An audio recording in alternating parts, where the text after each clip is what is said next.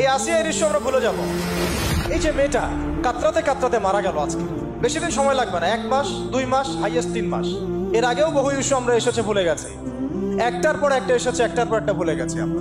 আপনারা দেখে নিয়েন 3 মাসের মধ্যে এই মেয়েটাকে সবাই ভুলে যাবে এবং যাবো ভবিষ্যতে। লিখে নেন আপনারা, এই বাচ্চার কথা কেউ মনে রাখবে না, এই বাচ্চাটার কথা কেউ মনে রাখবে না। 3 মাস পরে, 6 মাস পরে, 1 বছর পরে আরো নতুন ইস্যু আসবে, আরো নতুন পাপ হবে, আরো বড় বড় ঘটনা ঘটবে।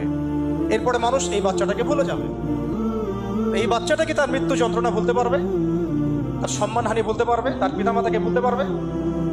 এখন প্রশ্ন হচ্ছে, তার পিতাকেও যদি আমরা জিজ্ঞাসা করি, ইসলামে রেপের শাস্তি হচ্ছে মৃত্যুদণ্ড, আর ব্যভিচারের শাস্তি হচ্ছে অর্ধেক কোমর পর্যন্ত পুঁতে পাথর নিক্ষেপ করে হত্যা করা। এবং বিবাহিত ব্যক্তি হলে এই শাস্তি, অবিবাহিত হলে 100 বেত্রাঘাত, 1 বছরের নির্বাসন এবং সমাজ থেকে